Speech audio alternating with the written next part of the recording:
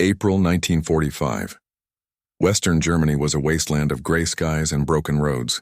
A convoy of military trucks crawled through the mud toward a makeshift American prisoner of war camp, carrying dozens of captured German women.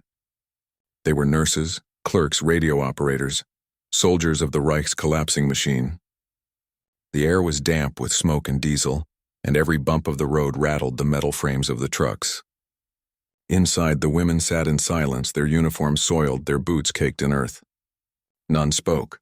They had been taught that capture meant humiliation, that the Americans were brutes without honor. As the convoy halted before the barbed wire gates, U.S. guards stepped forward. Their expressions were calm, unthreatening. Orders were given in English, short, direct, but not shouted. Then one soldier gestured to the women to step out.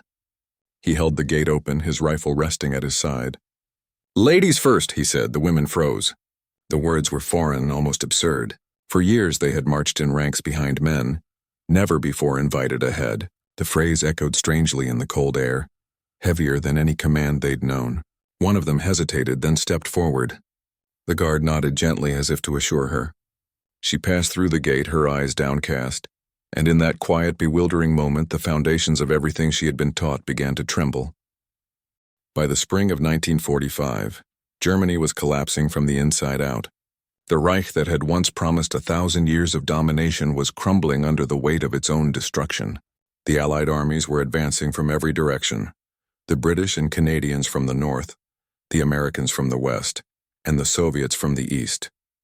Hitler's empire was reduced to ruins and shadows, its cities scorched, its army scattered, its leaders delusional. In this chaos, not only soldiers, but tens of thousands of women who had served the Reich, nurses, auxiliaries, clerks, and communication officers, were caught in the machinery of surrender.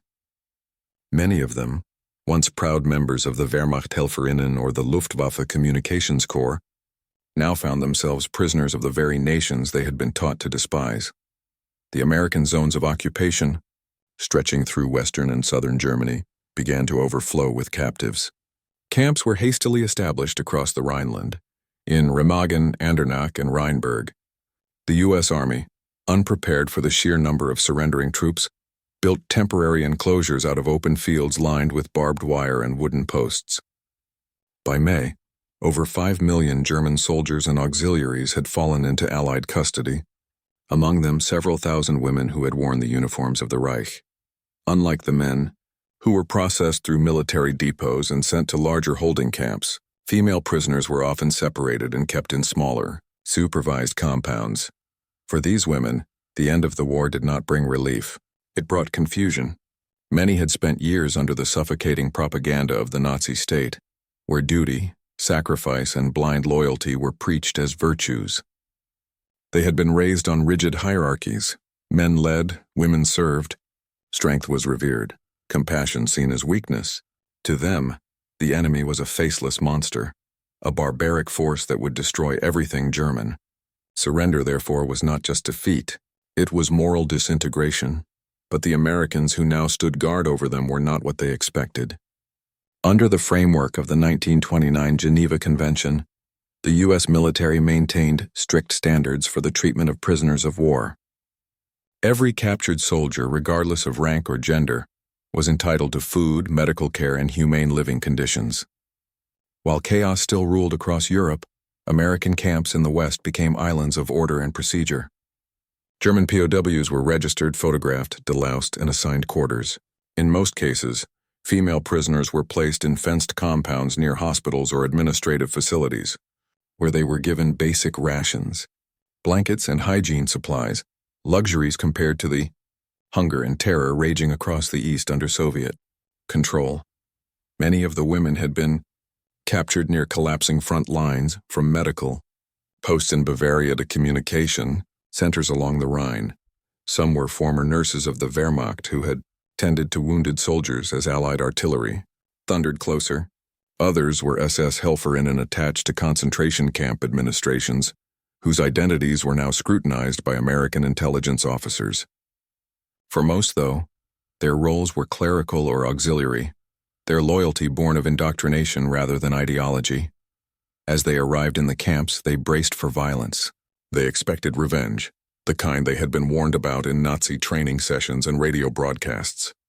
But the atmosphere they encountered was disorientingly calm. American guards did not shout or strike them. They issued clear orders in English, often repeated through interpreters. Food was distributed in mess tins, bread, beans, and thin soup. The women were given soap, towels, and sometimes clean clothing. To the Germans who had seen their own armies destroy entire cities and deport civilians by the millions, this behavior felt alien. In their world, courtesy had no place in conquest. And yet inside these fenced enclosures, American officers enforced discipline not through cruelty but through efficiency. The rules were strict but predictable. There were designated mealtimes, health inspections, and curfews. Women were expected to maintain hygiene and could even write brief notes to surviving family, if postal systems allowed. Compared to the terror in Soviet zones, where captured German women often vanished into labor camps or were subjected to mass assaults, the American system seemed almost impossible. Still, suspicion ran deep. Many prisoners whispered among themselves that this kindness was temporary, a trick to break their morale. Others refused to eat, certain the food was poisoned. The ideological conditioning of Nazi Germany had gone too deep to vanish overnight. Years of propaganda had painted Americans as degenerate mongrels, enemies without culture or honor. And yet, the guards who watched over them, some barely older than the women themselves, treated them with a kind of detached professionalism that unsettled their expectations. Reports from U.S. camp administrators in 1945 and 1946 describe this peculiar atmosphere of disbelief. Lieutenant Colonel Edward Buxton, overseeing operations near Rheinberg, wrote that the German women appeared perpetually uncertain, as if awaiting some cruel reversal of fortune. Others recorded that female POWs often stood frozen when addressed politely. When guards opened gates or allowed them to pass first, they hesitated, unsure whether it was mockery or insult. Many had never been called ladies. The word itself carried no place in the militarized vocabulary of the Third Reich, where the female identity was tied to motherhood, service, and obedience, and not dignity or autonomy. The Americans, however, operated under a different moral code. To them, even the defeated were to be treated as human beings. Ladies first, a guard might say when leading a group to the mess tent or infirmary. It was a small gesture, routine even, but to those who had lived under fascist discipline it was almost incomprehensible. Some responded with cold stares, others with quiet tears. The war had stripped them of identity. The simple restoration of courtesy felt heavier than punishment. Yet behind this clash of values was a deeper truth. The war was not just ending militarily, but morally.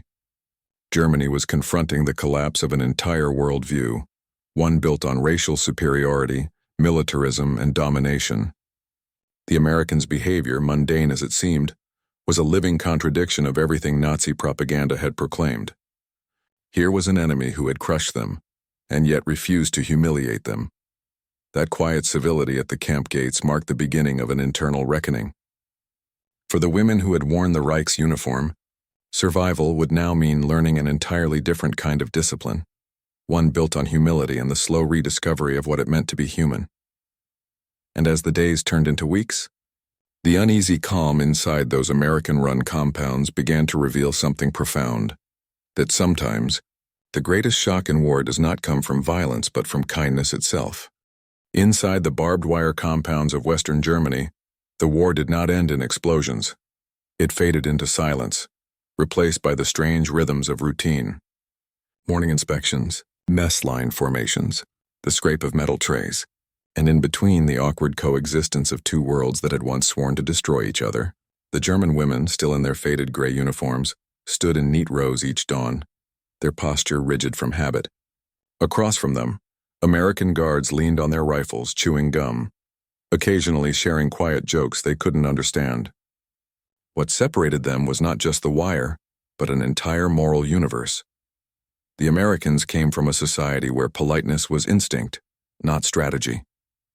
They greeted the prisoners with nods, called them Miss instead of Fräulein, and used words like please and thank you. For the German women, raised under an ideology that demanded obedience, hierarchy, and unquestioning loyalty, such gestures were almost offensive in their gentleness. We did not know what to do, one former Wehrmacht Helferin later recalled.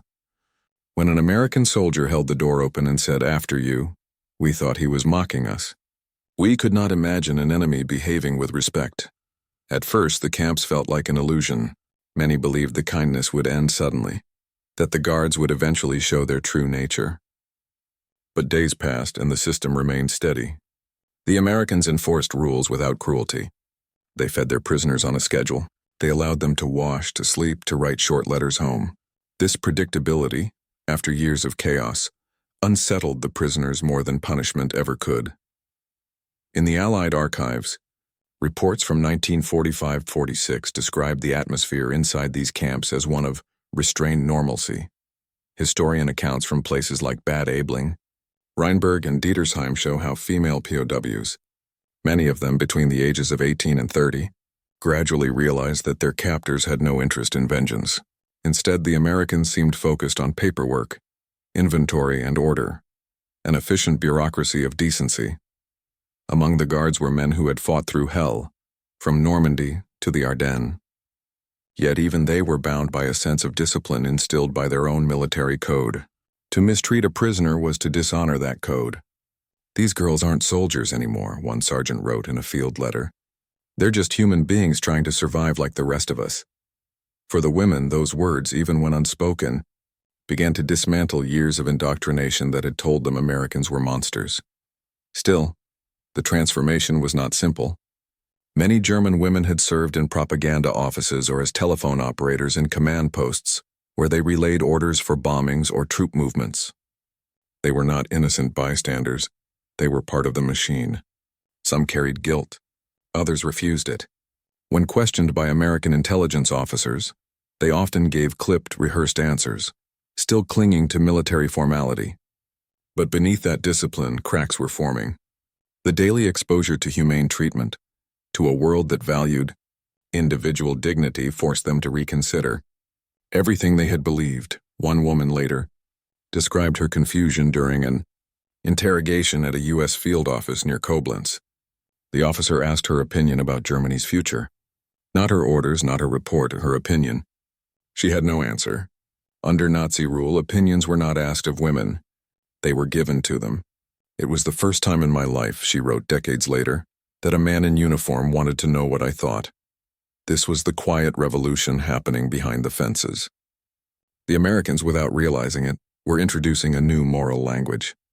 Each act of courtesy, each opened gate, each offered blanket, became a lesson in a form of respect that had been erased from German civic life. For women raised under Hitler's doctrine, which demanded they be obedient servants of the nation, this was disorienting. Some wept in private. Others grew resentful, interpreting kindness as pity. But for a few, it planted the seed of something unfamiliar: equality. There were cultural shocks on both sides. Many American soldiers had never interacted with German women before. They expected hostility but were met with silence, discipline, and stoic endurance. When rations were distributed, the women stood in perfect rows, taking their portions without question. They never spoke unless addressed. The Americans called it robotic. But for the prisoners, this was how they had survived: by obeying, by showing no weakness. Slowly, the rigidity began to soften. The guards noticed laughter returning in small bursts, a smirk, a whispered joke in the chow line, a faint trace of humanity re-emerging from years of militarization. The Red Cross visited these camps periodically. Their reports noted the stark psychological contrast between German POWs held by Americans and those held in Soviet territories. In the East, captivity meant starvation and abuse. In the West, it meant boredom, reflection, and confusion. They were stunned not by luxury, one inspector wrote, but by fairness. Inside the infirmaries, American nurses tended to both Allied and Axis wounded.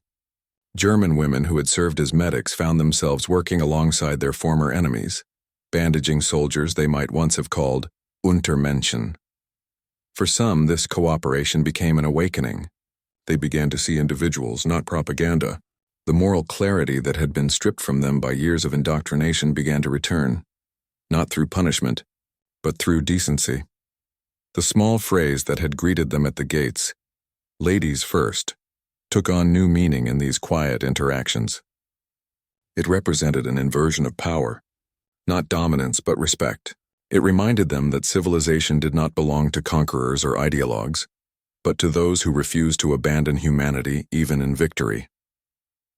As the weeks passed, many prisoners began to internalize this new rhythm. They no longer flinched when a guard addressed them. They started helping clean the camp, assisting medical staff organizing ration lines. The hierarchy of fear dissolved into cooperation, and in that transformation the Americans found something too, a reflection of the ideals they had fought to defend. Still, not all women adapted easily.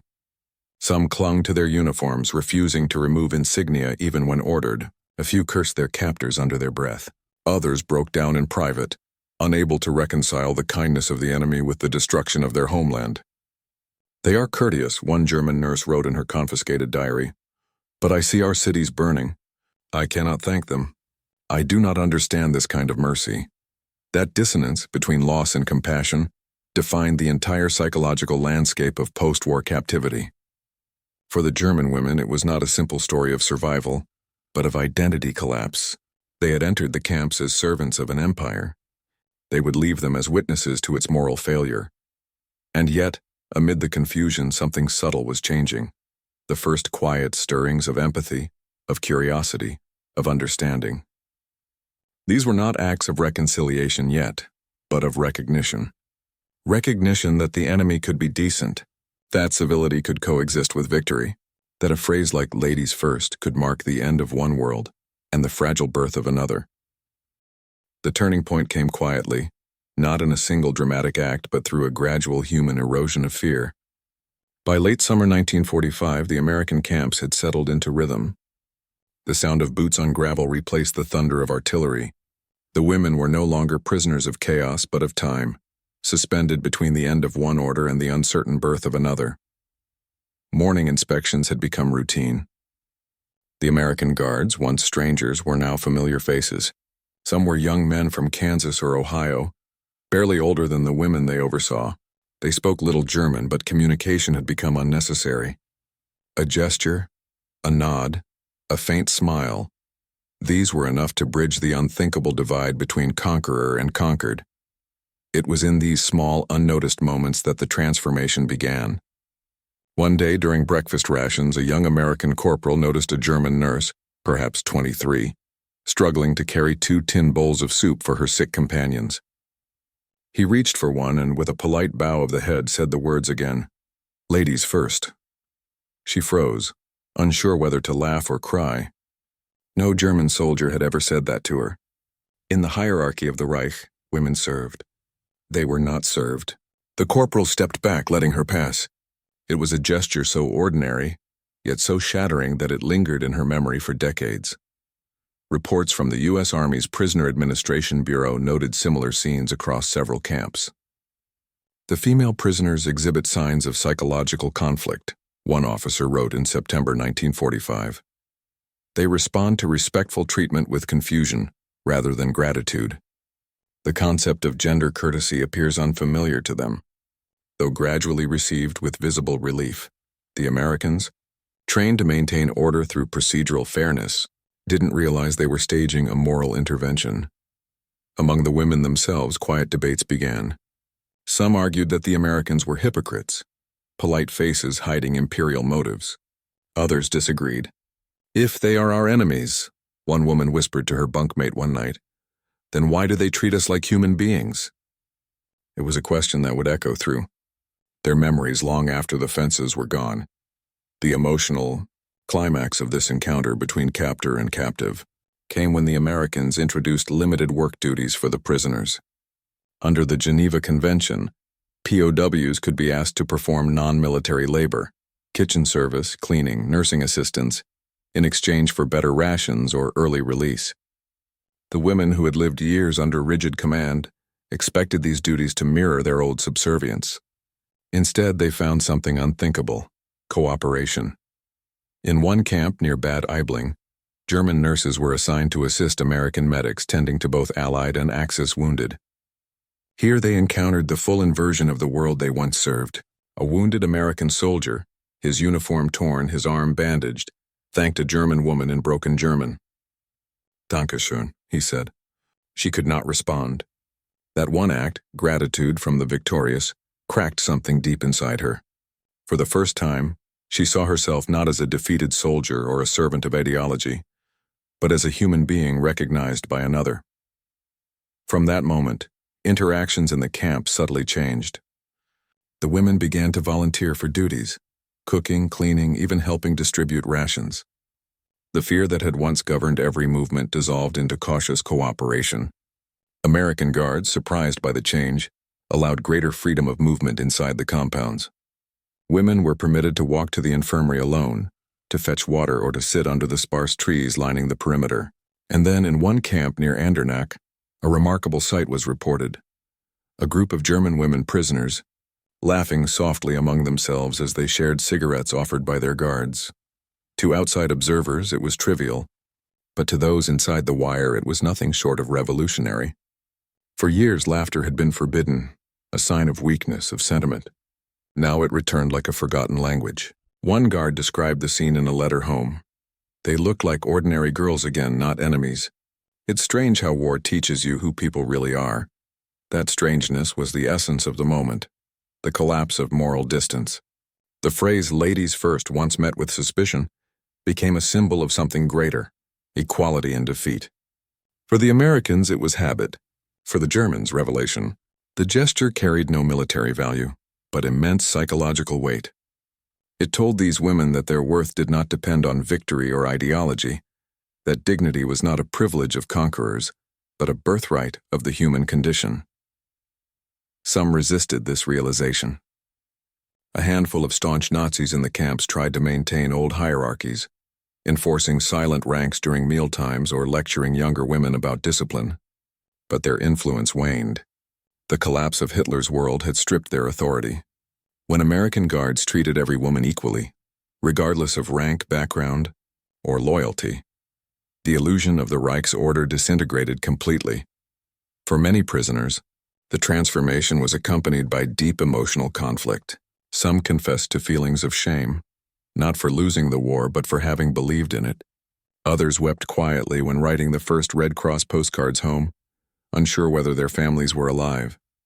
The Americans encouraged them to write anyway, promising to deliver every message that could be traced. A few women broke down at that kindness alone. They let us hope again, one former Wehrmachthelferin wrote. Even when we had no right to. Music, too, played an unexpected role. In several camps, American soldiers set up radios or phonographs to boost morale. At first, the German prisoners covered their ears. The jazz, the swing, the laughter from the loudspeakers all sounded like mockery. But then one evening, as dusk settled over the compound, an old Glenn Miller song floated across the wire. Moonlight Serenade. It was soft, almost melancholy, a sound that transcended language. The women stopped. Some stared into the distance, some closed their eyes. A few cried. It was the sound of a world they had never known, free, gentle, forgiving. In that moment, the war ended in their hearts. The ideological walls of the Reich had been built over a decade of propaganda and fear, but they crumbled in silence, not through confrontation but through compassion. The Americans, without intending to, were reshaping these women's understanding of power itself. Power was not dominance, it was restraint. Victory was not cruelty, it was mercy. And mercy, they began to realize, could be more disarming than any weapon ever forged. From that realization emerged the true climax of this story, not the surrender of Germany, but the surrender of belief. When the gates finally opened, it did not feel like liberation. It felt like stepping out of a dream, one where kindness had replaced authority, and silence had replaced the roar of ideology. For the German women who had spent months behind American wire, the day of release came with an emotion more complicated than relief. They were free, yes, but freedom itself now felt foreign. The American officers read out names from clipboards one after another. Groups of women stood in line, clutching the few belongings they had left: a rolled blanket, a tin cup, a Red Cross postcard addressed to a home that might no longer exist. Many had lost everything: parents killed in bombings, brothers dead on the Eastern Front, husbands missing in action. They had survived a war that had consumed their country, their identity, and even their understanding of right and wrong. Outside the camps, Germany was unrecognizable. Cities like Cologne, Hamburg, and Dresden lay in ruins, skeletons of stone and ash. Roads were lined with refugees carrying what little they owned in carts. The Reich was gone, its banners torn down, its symbols outlawed. The women who had been prisoners now found themselves citizens of a nation without a name. For the first time in their lives, they had to decide who they were without uniforms or orders. Many of the former POWs later recalled the strange disorientation of that moment. In the camps, under American supervision, they had lived by structure. They had eaten regularly, slept safely, and even learned fragments of English. Some had worked as translators or assistants for the Americans, discovering a sense of purpose. But once outside the wire, the world was chaos again. The same women who had been called ladies first were now just survivors among millions, struggling to find food and shelter in a shattered country. And yet, the memory of their treatment lingered, a quiet moral echo amid the devastation. One nurse from Bavaria, who had served under the Wehrmacht Medical Corps, described how that small phrase, "ladies first," followed her for years. "It was the first time I understood that respect could exist without rank," she wrote in a 1952 memoir. "They had beaten us in war but treated us as equals in defeat. That changed how I saw everything, even myself." Others shared similar sentiments in post-war interviews collected by Allied occupation authorities. Many said that the Americans' civility had left them deeply conflicted. They could not reconcile it with the years of propaganda that had painted Americans as savages and criminals. Their minds, conditioned by fascist doctrine, had no vocabulary for compassion from an enemy. And so they redefined their understanding of what civilization meant.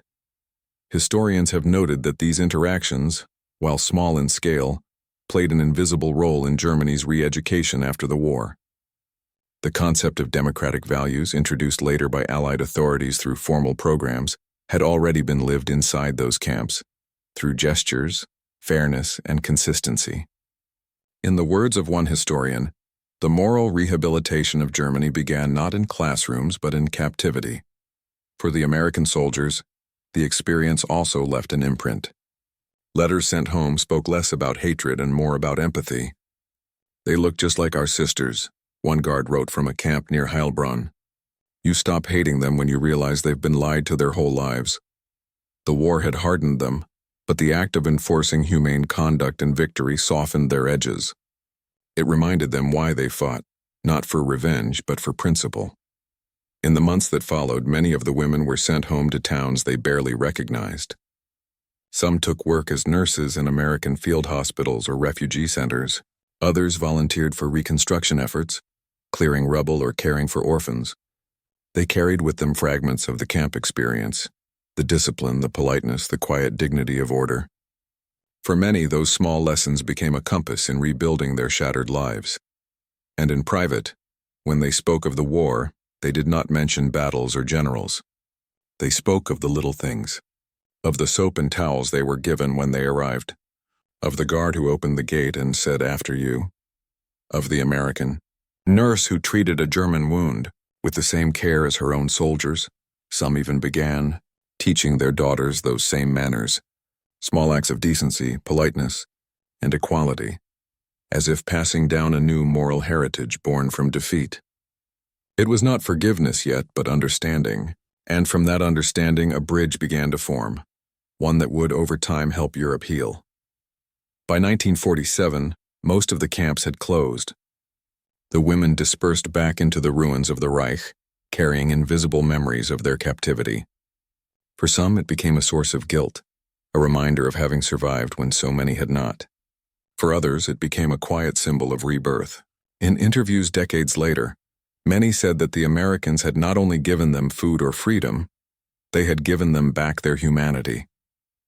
The post-war years saw Germany transformed by defeat. The nation that had once worshipped obedience now began to rediscover compassion.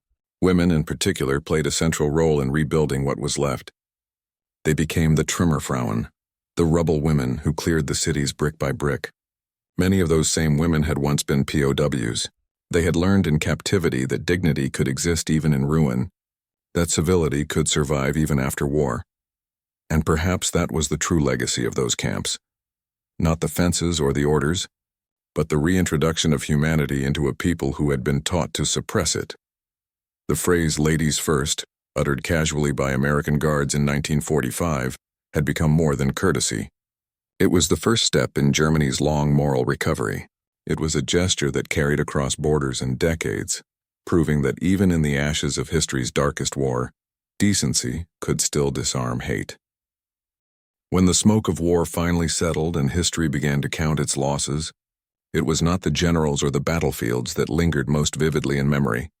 It was the quiet moments of humanity that had survived amid destruction. For the German women who once stood behind barbed wire, the memory of hearing an American guard say "ladies first" remained like an echo from another world. A phrase that seemed to belong not to war, but to civilization itself. It revealed something profound about the nature of victory. The Americans had conquered a nation, but in showing restraint and courtesy, they had also conquered the very hatred that fueled the conflict. The true triumph was not military, it was moral. It was the proof that power could coexist with decency, that strength did not require humiliation, and that dignity could be offered even to those who had served the wrong cause. For those women, that discovery became the seed of a new understanding. Years later, as West Germany rebuilt under democracy, as new generations grew up in peace, that moral imprint remained, invisible yet enduring.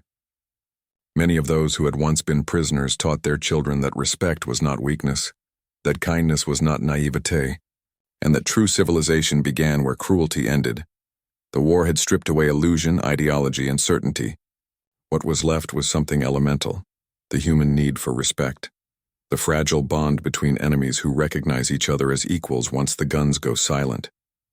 History would remember the destruction, the numbers, the treaties. But the real victory, the quiet, enduring one, was written in the smallest gestures: a door held open, a blanket offered, a simple phrase spoken without calculation or hatred: "Ladies first." In the ruins of Europe, those words carried more than manners. They carried the first light of reconciliation, proof that even in humanity's darkest hour, decency could still find a way to survive.